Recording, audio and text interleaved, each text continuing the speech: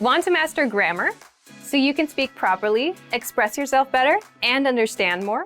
In this video, I'll show you how to master grammar with our lessons and learning program. Let's begin. Number 1. Listen to the lesson conversations and explanations. In every lesson, you learn a conversation. Then, our teachers break down every word and grammar rule. So you're actually learning grammar rules in the context of conversations, and you can easily see how they're used. Once you're done, review the conversation again and again to remember what you've learned. Number 2. Read the bonus explanations and tutorials. With the lesson notes, you get extra grammar explanations and examples that are not presented in the lesson. After you're done with the lesson, read the lesson notes for extra review. You can even save them as PDFs so that you can access them anytime. Number 3. Leave a comment on the lesson. Once you've learned a grammar point, be sure to use it. Leave a comment in the comments section. Write some example sentences for practice. Our teachers will review your comment and give you feedback. Number 4. Unlock even more grammar lessons. If you want to find all of the grammar lessons available, visit our lesson library. Under Category, choose Grammar.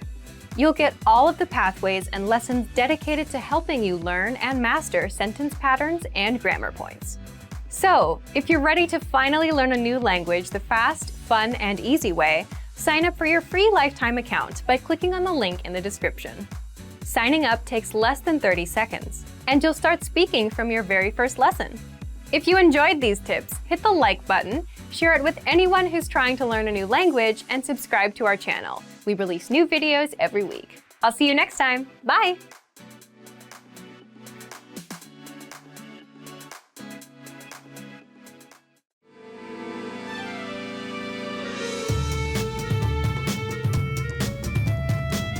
Hi! Welcome to Introduction to Hebrew. My name is Alicia, and I'm joined by... Hi everyone, I'm Edith. In this lesson, you'll learn the basics of Hebrew grammar. Word order refers to the order in which words are structured to form a sentence in a given language. The first thing you must remember when reading Hebrew is that it's read from right to left. Consider the English sentence, he ate an apple. But first, let's remove the article an here for simplicity. So we're just left with he ate apple. The basic word order for English is subject, verb, object, or SVO for short. If we break down the English sentence, he ate apple, we can see that the subject he is presented first, followed by the verb ate. And then finally, the object apple is positioned last. This is the basic word order for sentences in English. Now let's compare that same sentence. He ate an apple in Hebrew. Hu achal tapuach. In Hebrew, you only need an article for definite articles. Here we have only an indefinite article, so we don't need a word like a or an. If we break down the Hebrew sentence, we get the subject, hu, meaning he. Then comes the verb, achal, meaning ate. And finally, we have the object, tapuach, meaning apple. The word order for Hebrew is the same as English, subject, verb, object, or SVO for short. In Hebrew, for simple sentences with a verb, the order is the same as in English. Word order varies in Hebrew for emphasis and in more complicated sentences. You don't have to worry about that until you learn the basics. For now, use the basic subject, verb, object form when making sentences in Hebrew. Okay, let's move on to the next section. In Hebrew, you want to begin with the subject of your sentence. Let's start with the pronoun I. In Hebrew, that's ani. Next, you need your verb. In the present tense, there are 4 forms for verbs according to masculine plural, and feminine plural. When your subject is I, the verb is conjugated either in masculine or feminine, depending on who is talking. Using the verb to love, le'ehov, as an example, the masculine is ohev, and the feminine is ohevet. So, what do we have so far? I'm a woman, so I would use the feminine, ani ohevet. The last thing we need is an object, something you love. How about dogs? כלבים. אני אוהבת כלבים. I love dogs.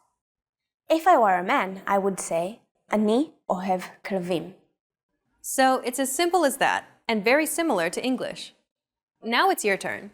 See if you can use these words to make the sentence, the boy loves dogs. אוהב, כלבים, הילד. Did you succeed? First, you need the subject, the boy. In the present tense in Hebrew, the verb is determined by the number and gender of the subject. Here, we have one boy. הילד.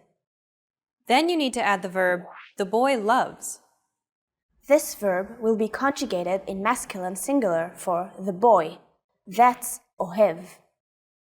הילד אוהב. Finally, you add the object. Altogether, the boy loves dogs. הילד אוהב כלבים. But what if you're not a dog lover and you want to express that in Hebrew?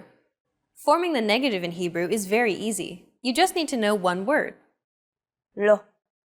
To make the sentence negative, you add this word before the verb. אני לא אוהבת כלבים. Great! Now you know how to make a sentence in Hebrew and you know how to say it in the negative. Next, we're going to teach you one more thing, how to ask a question in Hebrew. This is really difficult. Are you ready for this? You don't have to change a word in the sentence. To ask a question in Hebrew, you change how you say the words in the sentence. Let's hear the boy loves dogs as a question. הילד אוהב כלבים? Let's hear the difference between the normal sentence and the question. The normal sentence is הילד אוהב כלבים. The question is הילד אוהב כלבים? The formal way to ask this as a question is to add a word to the beginning of the sentence. But this way is not used very often in speech. You say האם before the rest of the sentence. האם הילד אוהב כלבים? If you want to ask who loves dogs, you replace the subject with the word for who. That word is מי. מי אוהב כלבים? Well done! Let's wrap up this lesson by recapping what we've learned. In this lesson, you learned that Hebrew sentences are formed using a subject, verb, object, or SVO word order, just like in English. Secondly, you learned how to make a sentence negative by adding one word before the verb. Lastly, you learned that asking questions in Hebrew is easy because you only have to change the way you say the sentence to ask a question. We've covered only the very basics of Hebrew grammar. If you're interested in learning more, check out our Hebrew in 3 Minutes video series. In that course, we teach you useful phrases while covering the fundamentals of Hebrew grammar, and each lesson is only 3 minutes long. In the next lesson, we'll introduce you to the basics of Hebrew writing. See you in the next lesson. Bye! Bye!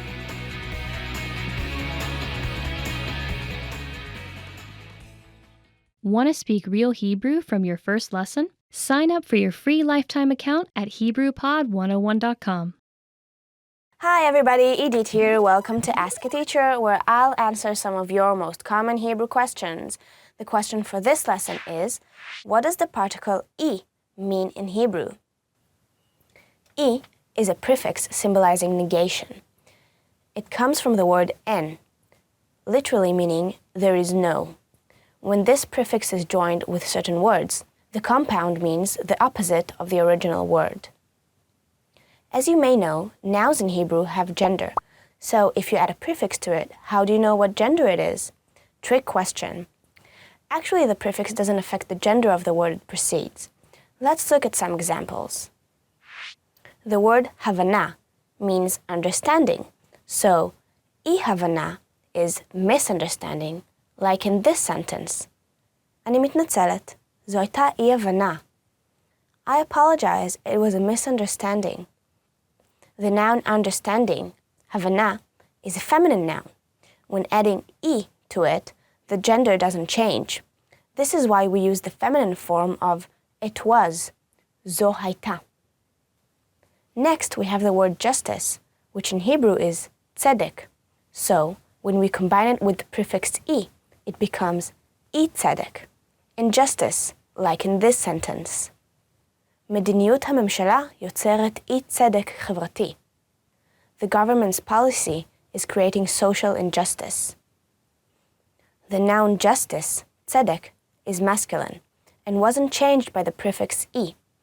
This is why the adjective social, חברתי, takes the masculine form. Our last tip is about the plural form. Once again, the prefix has no influence on the gender of the word. The word will take its plural form, if it has one, and the prefix will stay where it is. For example, let's look at the compound from the beginning of this lesson. Misunderstanding. Understanding is havana, so misunderstanding will be ihavana. The plural form of understanding is havanot, so the plural form of misunderstanding is ihavanot. How was it? Pretty interesting, right? Do you have any more questions? Leave them in the comments below and I'll try to answer them. Leitrot! Hi everybody, Edith here. Welcome to Ask a Teacher, where I'll answer some of your most common Hebrew questions.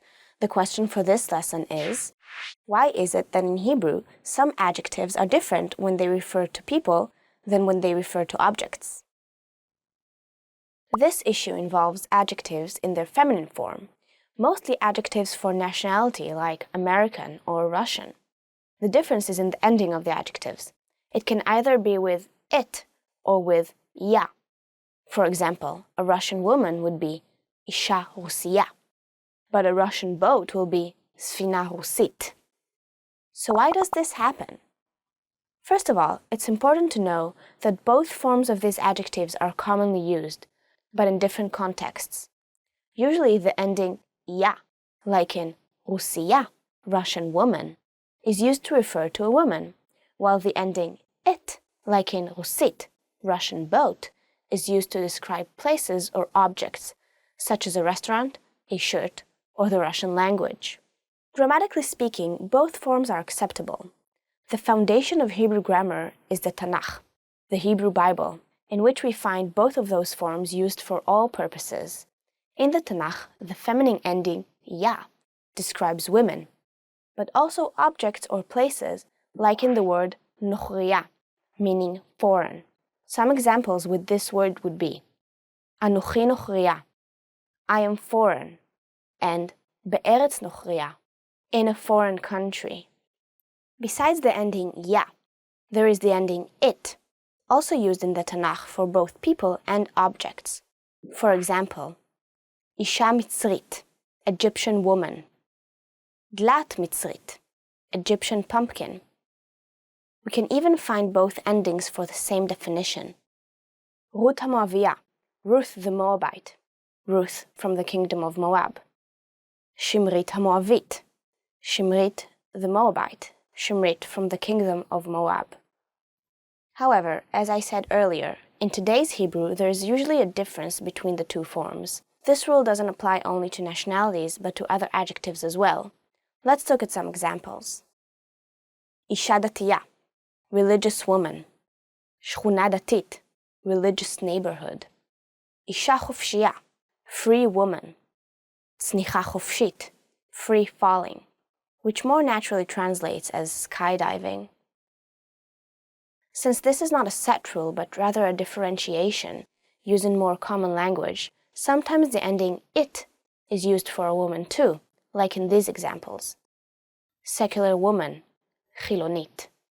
Iranian woman, Iranit. Israeli woman, Israelit. Confused? Well, there's some good news. Regardless of the singular form, the plural form will always stay the same, iot. For example, let's look at some adjectives that are used when referring to a woman. As you may know, the adjective has to agree with the noun in both gender and number. Rusiot, Russian. Datiot, religious. Chofshiot, free. How was this lesson? Pretty interesting, right? Do you have any more questions? Leave them in the comments below and I'll try to answer them. Leitot! Hi everybody, Edith here. Welcome to Ask a Teacher, where I'll answer some of your most common Hebrew questions. The question for this lesson is, what is the construct state smichut and what are its rules? The smichut construct is very confusing, since it can alter the forms of words and change all kinds of grammatical rules. Let's try to make it clearer. So what is smichut anyway? Basically, it's a way of expressing of in Hebrew, and it consists of two words side by side that create a noun. Let's go through some examples so you can learn how to use smichut correctly. Let's look at a simple example. The compound water bottle. A water bottle is a bottle of water.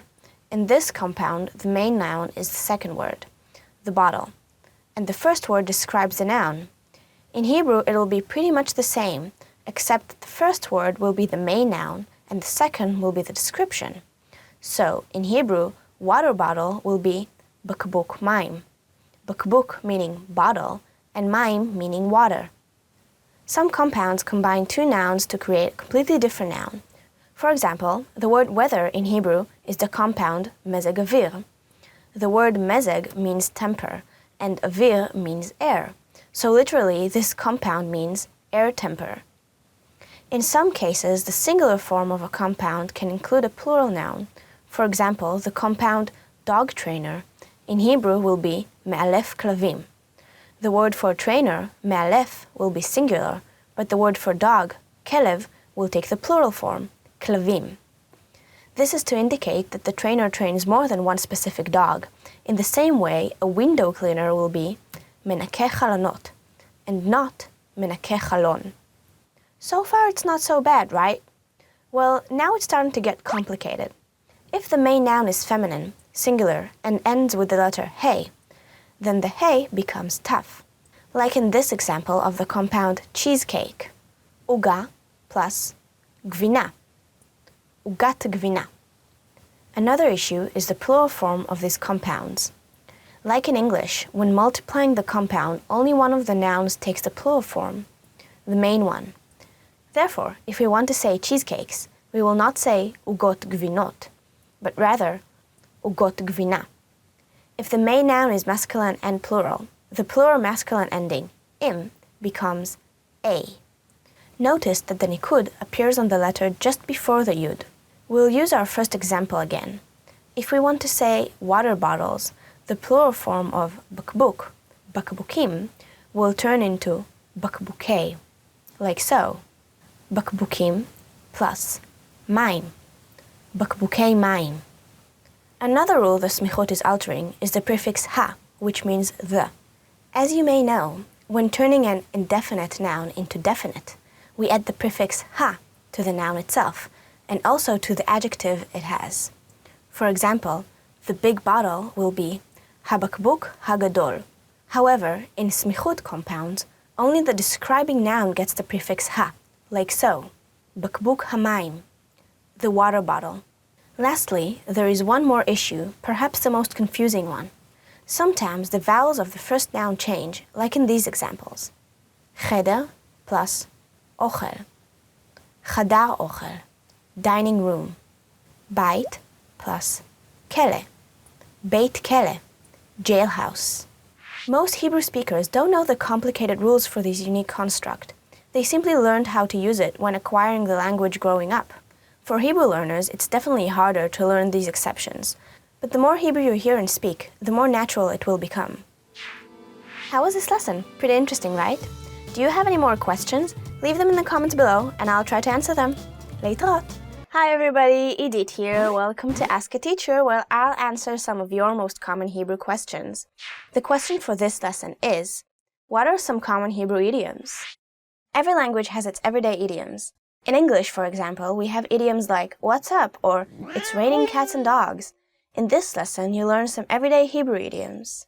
The first one is, lidchof et ha'af. It literally means pushing or shoving one's nose. As you can probably guess, it means to meddle in other people's business. The next one is, lasot sipur. It literally means to make a story, and it's used like the idiom to make a big deal in English. For example, Al taseh mize sipur. Don't make a big deal out of it. The next idiom has to do with superstition. Liftoch pe satan. It literally means to open one's mouth to the devil. It originated from the Jewish prohibition against saying bad things about yourself or other people.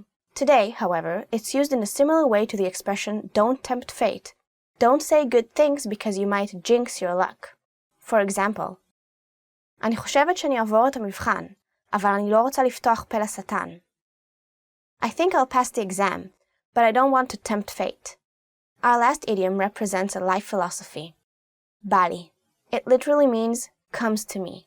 But it means something like, I want, with a whimsical edge to it, a lot like the expression, I feel like. It was considered a children's idiom, but quickly became common among people of all ages. You can use it with nouns like, bא לי pizza, I feel like eating pizza. Or with verbs like, לא בא לי ללכת לעבודה, I don't feel like going to work. Note that this is a slightly cheeky expression, so you shouldn't use it in formal situations or with people you don't really know. It can come off as rude. How was this lesson? Pretty interesting, right? Do you have any more questions? Leave them in the comments below and I'll try to answer them. Leitot! Hi everybody, Edith here. Welcome to Ask a Teacher, where I'll answer some of your most common Hebrew questions. The question for this lesson is, what are the differences between all the adverbs that mean really and very in Hebrew? There are a few adverbs that can mean very or really, and this can be somewhat confusing. In this lesson, we'll review some of the most common ones to clear things up. The most basic one, which is the most accurate equivalent of very, is me'od. Like any other adverb in Hebrew, me'od should come after the adjective it refers to.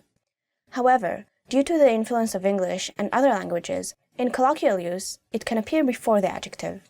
It's very simple. For example, let's look at the two ways to say a very big house, using the word me'od. בית גדול מאוד. בית מאוד גדול. Our next word is mamash. The adverb mamash means really, truly, or very. For example, really good could be mamash tov. In colloquial speech, it can also precede the word no to mean absolutely not, or no way. Mamash lo. The next adverb is באמת. It literally means in truth and is used to make sure something is true or real. For example, is it really you in the picture? Would be זה באמת אתה בתמונה? Unlike any of the previous words in this lesson, this word can also stand alone. You can ask באמת when you hear something surprising like there's a bear in the kitchen. באמת? Our next adjective is a lot like the word most, ביותר. The adverb ביותר comes after the adjective. When it comes after a definite adverb, it means the most, like in the biggest house, הבית הגדול ביותר. When it comes after a verb or an indefinite adverb, it means quite, very much, like in a very big house, בית גדול ביותר. The next word is the colloquial version of ביותר, הכי. This adverb means the most, and will always come before the adjective, like so. הכי גדול, the biggest. הכי חכם, the smartest. Our last word is one you may have heard before, Nora.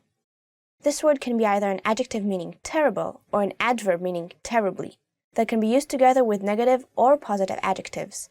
Like me'od, it can appear either before or after the adjective, like this.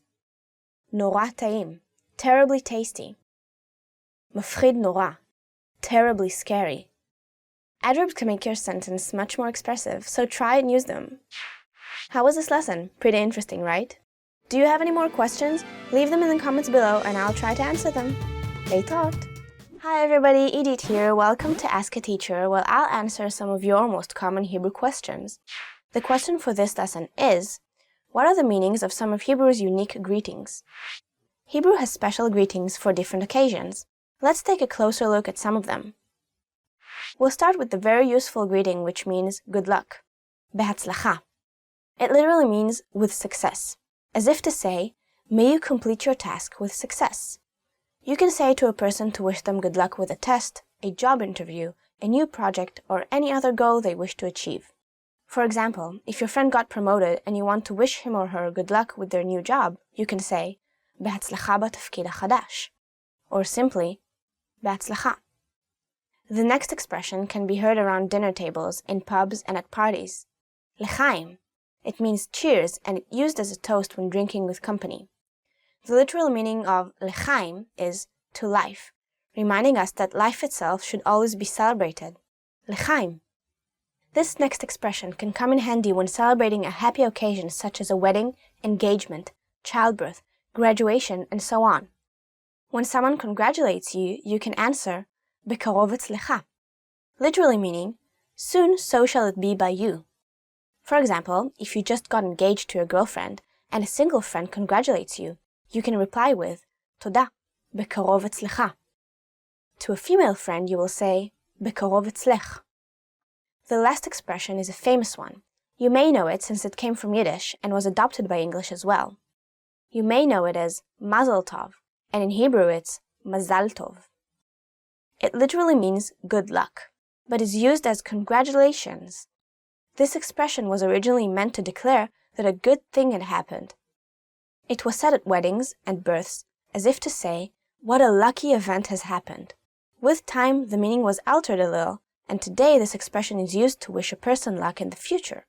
You can use it whenever you want to congratulate someone, on a new job, winning an award, graduating from university, and so on. For example, Mazal Tov leyom ha'uledet, literally, congratulations for your birthday. Or, Mazal Tov al הזכייה במקום הראשון, congratulations on winning the first place. How was this lesson? Pretty interesting, right? Do you have any more questions? Leave them in the comments below and I'll try to answer them. להתראות. Hi everybody, Edith here. Welcome to Ask a Teacher, where I'll answer some of your most common Hebrew questions. The question for this lesson is, why is it that counting nouns in Hebrew, the counted noun is sometimes referred to as singular, even if there's more than one? You may have heard the common Hebrew birthday greeting, Ad 120 shana, meaning, may you live to be 120, or literally, until 120 years. If you have, you probably wondered why the word for year, shana, is in its singular form and not its plural form, shanim.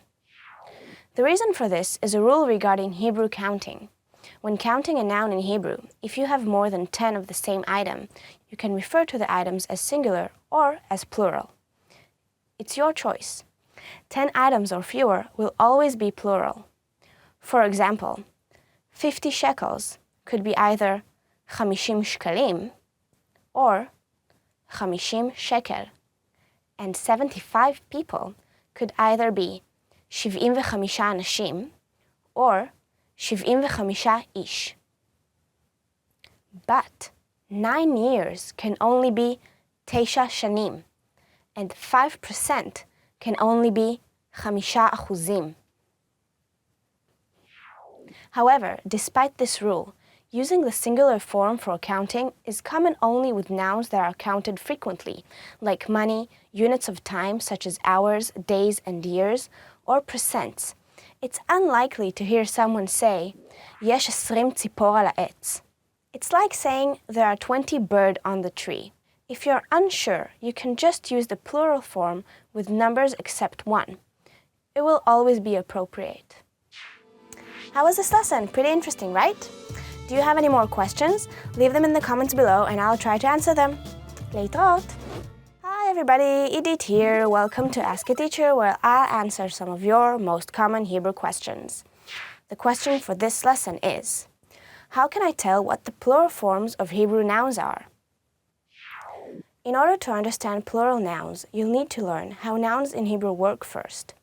All nouns are either masculine or feminine, and their gender depends on the last letter of the Hebrew word. Sounds confusing? Don't worry, we'll break it down in this lesson. Most feminine nouns end in the letters taf, t, or hey, h, while most masculine nouns end in any other letter. The plural form of the nouns is just as easy to remember. The basic rule is that feminine nouns change the last letter to the letters vav, taf, ot, while masculine nouns get an extra yod mem at the end, im. Let's do some examples so you can learn how to make plural nouns correctly in Hebrew. First, let's take the word lamp, which in Hebrew is menorah. Lamp ends in hey, so it's feminine. To make a feminine noun plural, we simply remove the hey and add vav taf, ot, and get the word menorot, meaning lamps. Let's do another example with a masculine noun. The word for bag in Hebrew is tik. Tik is a masculine noun, so we just add yud mem, im, at the end, and we get tikim, meaning bags. So far, so good. But of course, there are some exceptions. Some nouns get the opposite gender ending in the plural form. For example, the word ant in Hebrew is nemala. It ends in hey, and like most of the nouns that end in this letter, it's a feminine noun. However, in the plural form, it takes on the masculine ending, so it sounds like this, nemalim, meaning ants. Another example is the word table, which in Hebrew is shulchan. Here, it's the opposite. Table is a masculine noun, but in the plural form, it takes the feminine ending, making the word shulchanot, tables.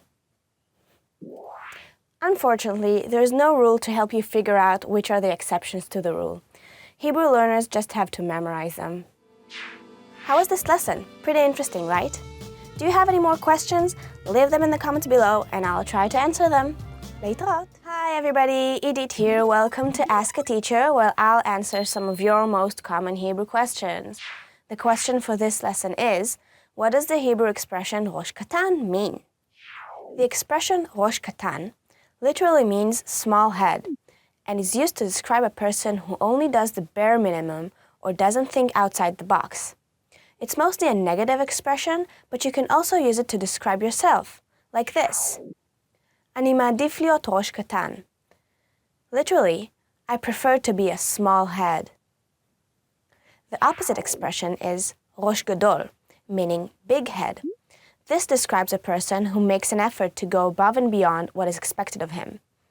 It's a positive attribute and is often seen in job advertisements as something companies are looking for in a candidate. This expression can also appear in a different form as a verb, להגדיל ראש, to make one's head larger or to expand one's head. You can use this expression if you want to say that a certain person is very responsible and will go out of their way to think outside the box and find creative solutions. Here are a few examples. ענת היא מנהלת מצוינת. היא תמיד מגדילה ראש. Literally, Anat is an excellent manager. She always expands her head. Here's another example.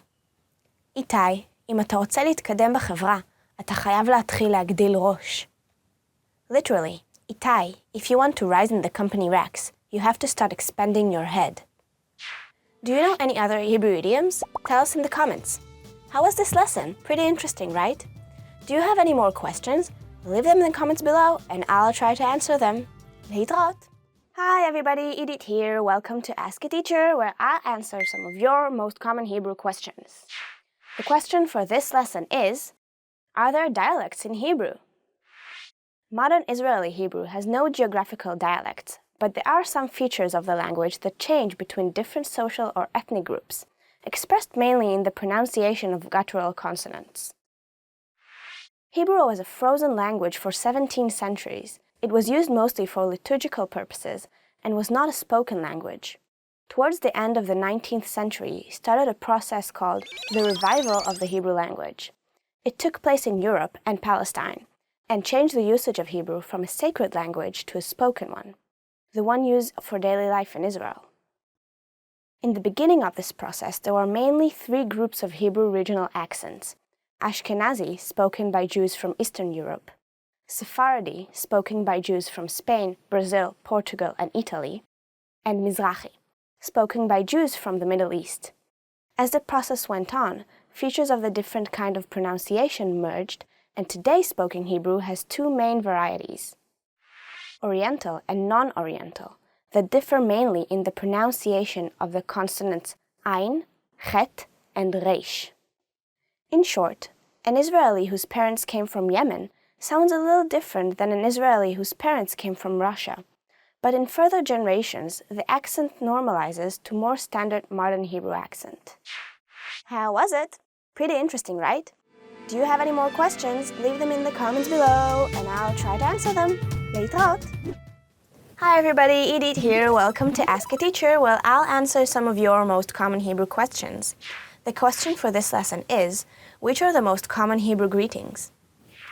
Like any other language, Hebrew has many greetings that native speakers use all the time. In this lesson, we'll learn some of the most common ones. The first one is titchadesh. The expression titchadesh is said to someone who just bought or got something new. It can be anything from a haircut to a new house.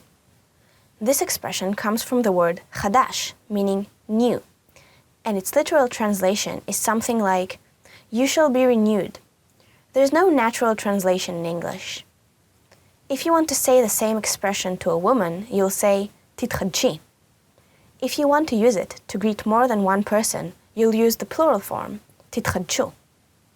The next expression is kol hakavod. Kol hakavod literally means all the respect. You can say it to someone in order to show your appreciation for an achievement they've made, big or small. It means something like well done or way to go.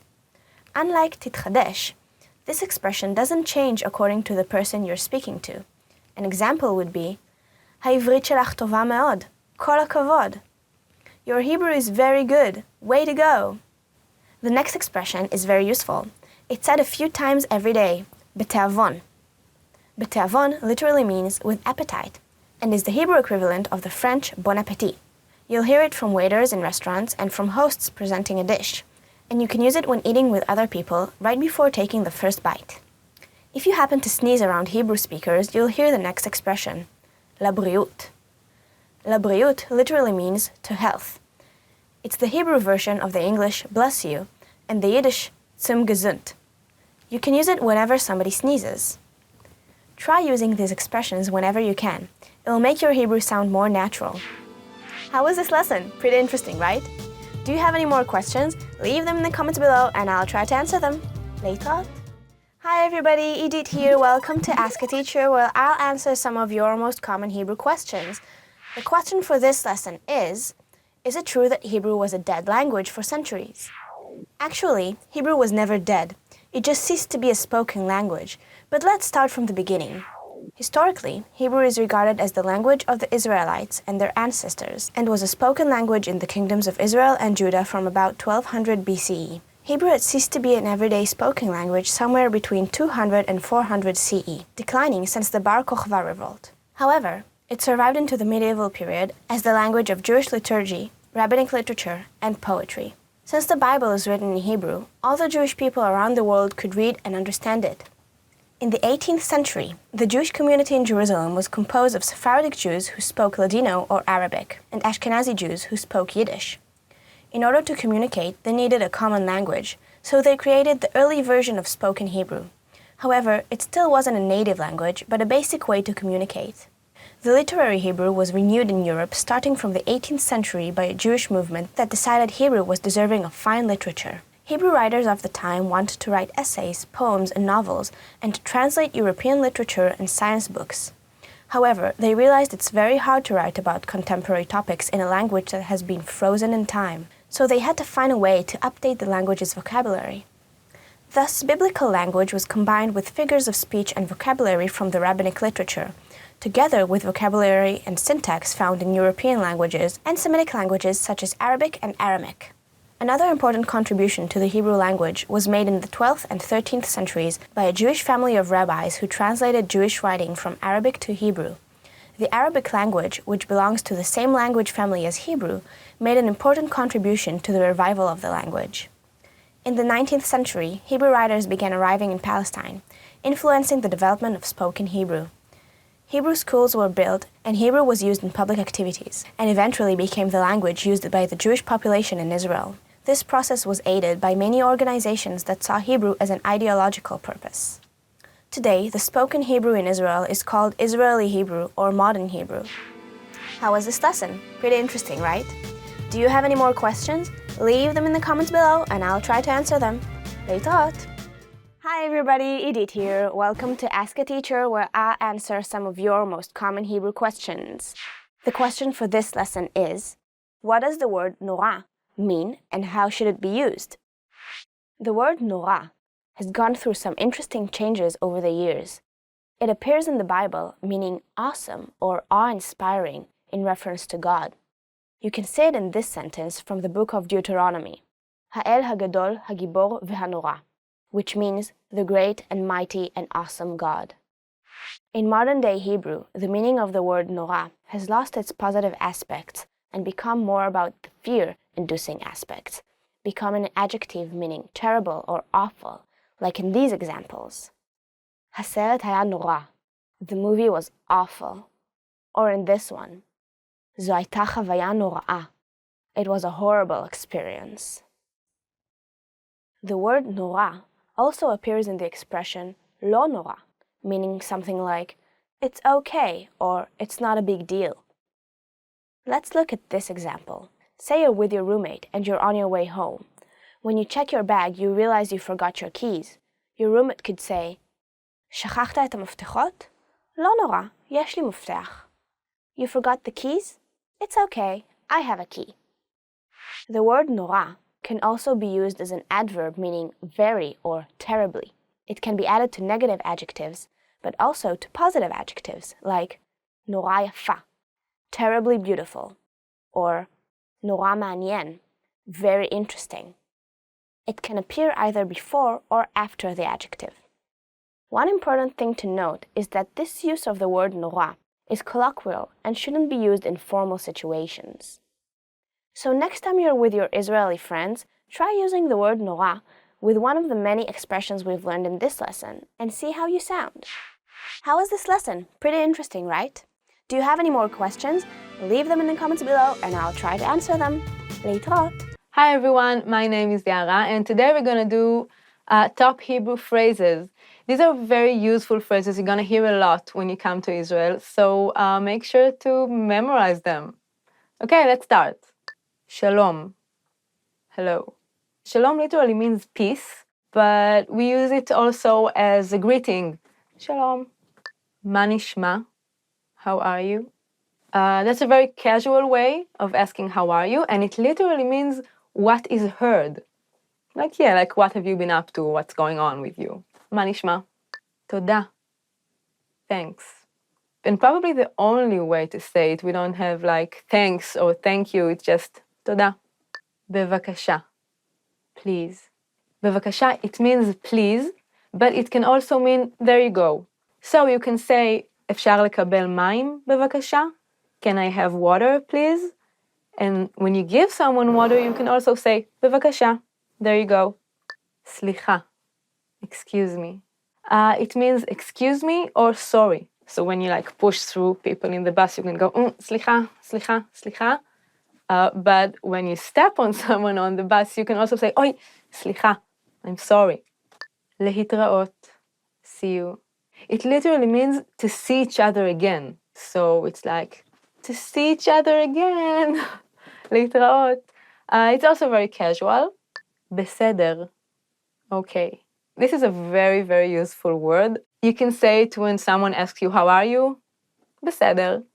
You can say it to show you understand something. When someone gives you direction, you're like, בסדר. It literally means in order, like everything's in order. טוב. Fine. Most of the time it means fine. Literally it means good. A lot like בסדר. How are you? טוב. To respond to a direction, like go that way, please. טוב. Fine, I understand. על לא דבר. You're welcome. We use it as you're welcome, and it literally means, oh, for nothing. Thank you. Oh, על לא דבר. It was nothing. It's maybe a bit more formal than בבקשה. Most of the times when people say תודה, you answer בבקשה. You can also answer על לא דבר. It's pretty much the same, though בבקשה is a bit more common. בוקר טוב. Good morning. בוקר טוב, which literally means good morning, and you obviously use it in the morning. בוקר טוב. לילה טוב. Good night. So yeah, good night you can say when you leave a party at night, you can say, okay, bye, good night, לילה טוב. צהריים טובים. Good afternoon. צהריים טובים. Good afternoon. You can definitely say that, but you don't hear it that often. It literally means good noon. מה שמך? What's your name? For a male, it would be מה שמך. For a female, מה שמך? What is your name? You can also ask, איך קוראים לך? Which literally means how are you called? And this is the most common way to ask. נעים להכיר. Nice to meet you. Literally, I guess it would mean pleasant. It is pleasant to meet you.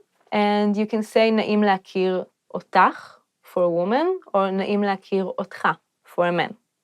איפה, where. איפה התחנה, where is the station. איפה is very important, you should memorize this one. אני מבין, I see. For a woman it would be אני מבינה. I understand, I see. אני מבינה. מה השעה? What time is it? The literal translation would be what is the hour? This is how you ask. סליחה, מה השעה? Excuse me, what time is it? אפשר בבקשה לקבל? Can I please have?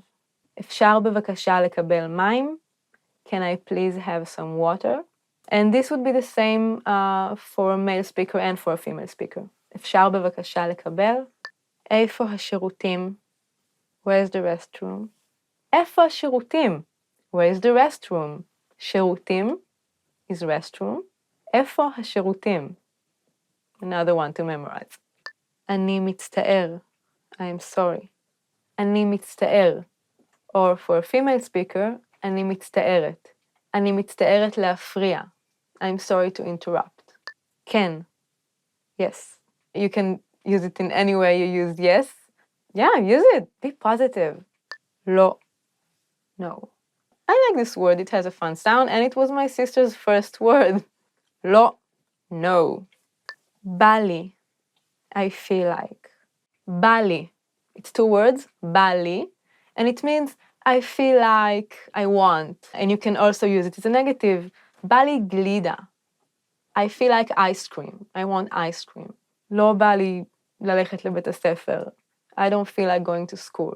So it's very useful. Children use it a lot, but grown-ups use it too. די. Enough. Stop. It sounds really bad, but it's harmless. It means enough or stop. When someone is like bugging you, poking you, like, די. Stop it. Enough. Yeah. כמה זה עולה?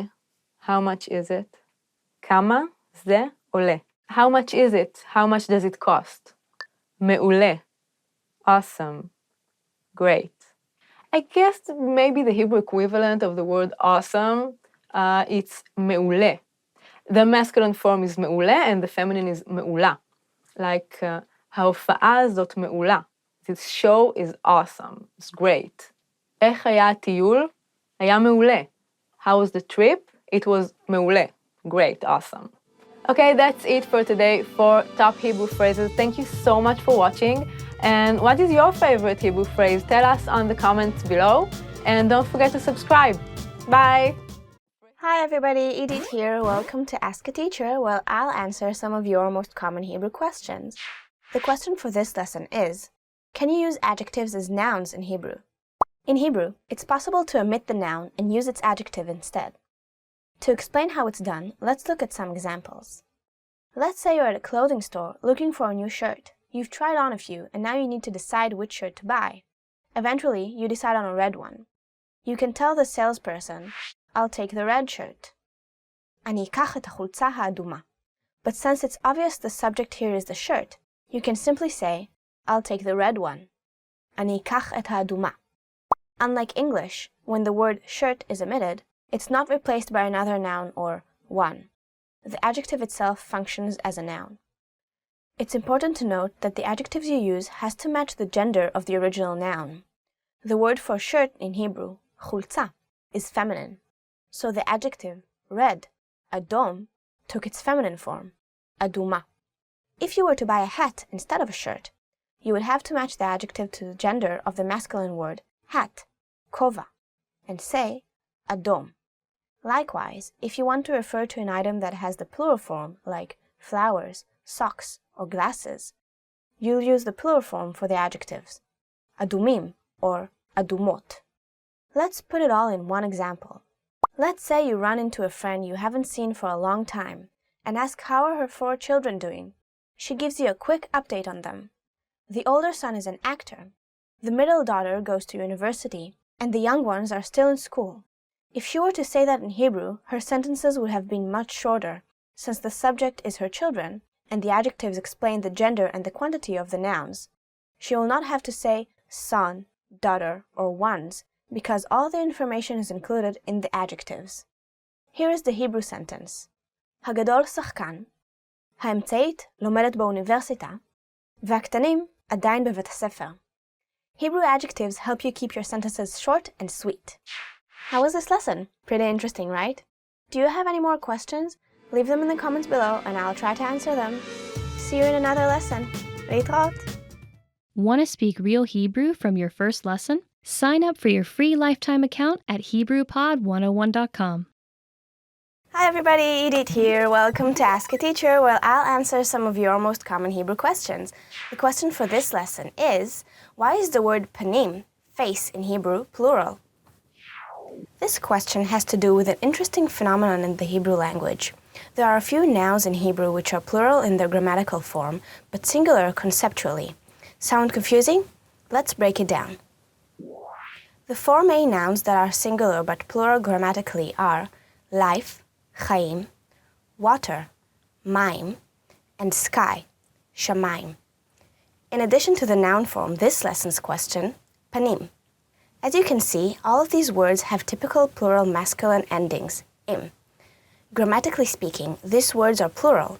They don't have a singular form, and the adjectives attached to them will take a plural form as well. Some examples would be chaim arukim, long life, maim chamim, hot water, shamayim meunanim, cloudy sky, panim yafim, or yafot, pretty face. This noun is both feminine and masculine. So why are these words plural? There is no definite answer to this question, but there are a few interesting theories. One of those theories suggests that these words are plural because all of these nouns are constantly changing. Each of them is one noun that actually has many forms and cannot be captured by a singular noun. How was this lesson? Pretty interesting, right? Do you have any more questions? Leave them in the comments below and I'll try to answer them. להתראות. Hi. Welcome to Introduction to Hebrew. My name is Alicia, and I'm joined by... Hi everyone, I'm Edith. In this lesson, you'll learn the basics of Hebrew grammar. Word order refers to the order in which words are structured to form a sentence in a given language. The first thing you must remember when reading Hebrew is that it's read from right to left. Consider the English sentence, he ate an apple. But first, let's remove the article an here for simplicity. So we're just left with he ate apple. The basic word order for English is subject, verb, object, or SVO for short. If we break down the English sentence, he ate apple, we can see that the subject he is presented first, followed by the verb ate. And then finally, the object apple is positioned last. This is the basic word order for sentences in English. Now let's compare that same sentence. He ate an apple in Hebrew. הוא אכל תפוח. In Hebrew, you only need an article for definite articles. Here we have only an indefinite article, so we don't need a word like a or an. If we break down the Hebrew sentence, we get the subject, hu, meaning he. Then comes the verb, achal, meaning ate. And finally, we have the object, tapuach, meaning apple. The word order for Hebrew is the same as English, subject, verb, object, or SVO for short. In Hebrew, for simple sentences with a verb, the order is the same as in English. Word order varies in Hebrew for emphasis and in more complicated sentences. You don't have to worry about that until you learn the basics. For now, use the basic subject, verb, object form when making sentences in Hebrew. Okay, let's move on to the next section. In Hebrew, you want to begin with the subject of your sentence. Let's start with the pronoun I. In Hebrew, that's ani. Next, you need your verb. In the present tense, there are 4 forms for verbs according to masculine plural, and feminine plural. When your subject is I, the verb is conjugated either in masculine or feminine, depending on who is talking. Using the verb to love, le'ehov, as an example, the masculine is ohev, and the feminine is ohevet. So, what do we have so far? I'm a woman, so I would use the feminine, ani ohevet. The last thing we need is an object, something you love. How about dogs? כלבים. אני אוהבת כלבים. I love dogs. If I were a man, I would say, אני אוהב כלבים. So it's as simple as that, and very similar to English. Now it's your turn. See if you can use these words to make the sentence, the boy loves dogs. אוהב. כלבים. הילד. Did you succeed? First, you need the subject, the boy. In the present tense in Hebrew, the verb is determined by the number and gender of the subject. Here, we have one boy. הילד. Then you need to add the verb, the boy loves. This verb will be conjugated in masculine singular for the boy. That's אוהב. הילד אוהב. Finally, you add the object. Altogether, the boy loves dogs. הילד אוהב כלבים. But what if you're not a dog lover and you want to express that in Hebrew? Forming the negative in Hebrew is very easy. You just need to know one word. לא. To make the sentence negative, you add this word before the verb. אני לא אוהבת כלבים. Great! Now you know how to make a sentence in Hebrew and you know how to say it in the negative. Next, we're going to teach you one more thing, how to ask a question in Hebrew. This is really difficult. Are you ready for this? You don't have to change a word in the sentence. To ask a question in Hebrew, you change how you say the words in the sentence. Let's hear the boy loves dogs as a question. הילד אוהב כלבים? Let's hear the difference between the normal sentence and the question. The normal sentence is הילד אוהב כלבים. The question is הילד אוהב כלבים? The formal way to ask this as a question is to add a word to the beginning of the sentence. But this way is not used very often in speech. You say האם before the rest of the sentence. האם הילד אוהב כלבים? If you want to ask who loves dogs, you replace the subject with the word for who. That word is מי. מי אוהב כלבים? Well done! Let's wrap up this lesson by recapping what we've learned. In this lesson, you learned that Hebrew sentences are formed using a subject, verb, object, or SVO word order, just like in English. Secondly, you learned how to make a sentence negative by adding one word before the verb. Lastly, you learned that asking questions in Hebrew is easy because you only have to change the way you say the sentence to ask a question. Hi everybody, Edith here. Welcome to Ask a Teacher, where I'll answer some of your most common Hebrew questions. The question for this lesson is, how do you use the Hebrew preposition al? The Hebrew word al has many uses. It can mean on, about, of, at, or for, depending on the context. Let's go through some examples so you can learn how to use al correctly. First, let's do some examples for when al means on. יש ארנק על השולחן. There is a wallet on the table. התמונה תלויה על הקיר. The picture is hanging on the wall. Here are some examples of the word al when it means about or of. אנחנו צריכים לדבר על זה. We need to talk about this. לא שמעתי על הסרט הזה. I haven't heard of this movie. The word al is also used as at to indicate a direction, like in this sentence. תסתכלי על האיש הזה. Look at that man. It can also be used as for to indicate purpose or consideration. תודה על המתנה. Thank you for the present. הוא נענש על הפשע שביצע. He was punished for the crime he committed. The word al can also be conjugated in a few ways depending on the subject it's referring to. These conjugations are created by combining the preposition al with a pronoun such as I or you. These conjugations are needed in case the word al is referring to a person not being mentioned by name. For example, if we said, I'm thinking about him, instead of, I'm thinking about Ben. Likewise, it can also be conjugated for objects without explicitly stating them.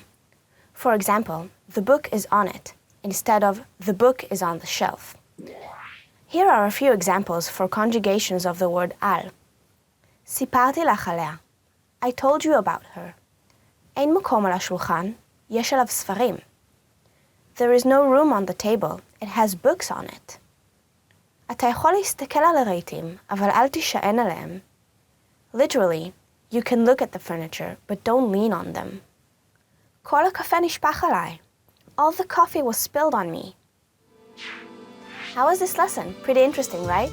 Do you have any more questions? Leave them in the comments below and I'll try to answer them. להתראות.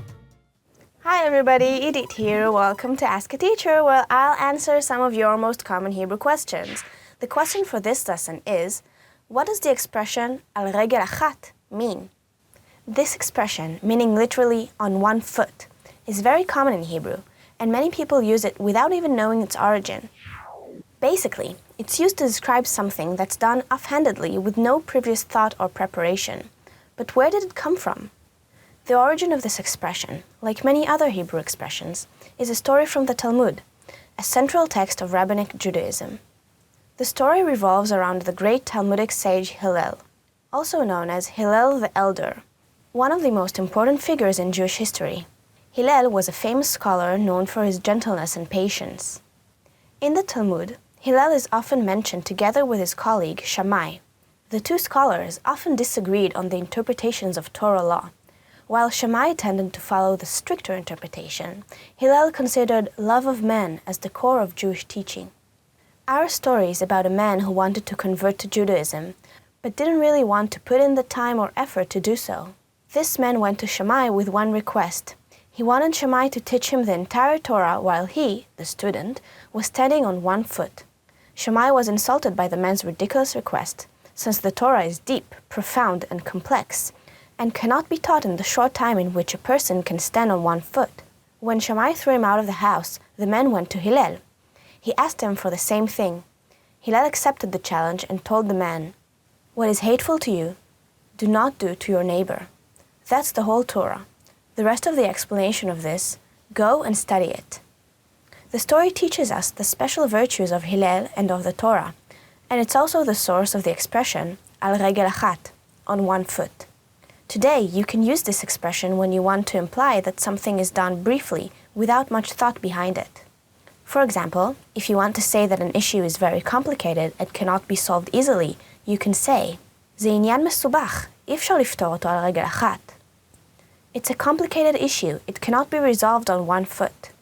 Or, if you just gave someone the short, undetailed version of a complicated matter, you can say, זה כל הסיפור על רגל אחת. That's the whole story on one foot. You can also find this expression in introductory articles and books that explain complicated issues in an accessible way. Something like Guides for Dummies. For example, the title of an article about economics that try to simplify the basics of it could be כלכלה על רגל אחת, economy on one foot. How was this lesson? Pretty interesting, right? Do you have any more questions? Leave them in the comments below and I'll try to answer them. להתראות. Want to speed up your language learning? Take your very first lesson with us. You'll start speaking in minutes and master real conversations. Sign up for your free lifetime account. Just click the link in the description.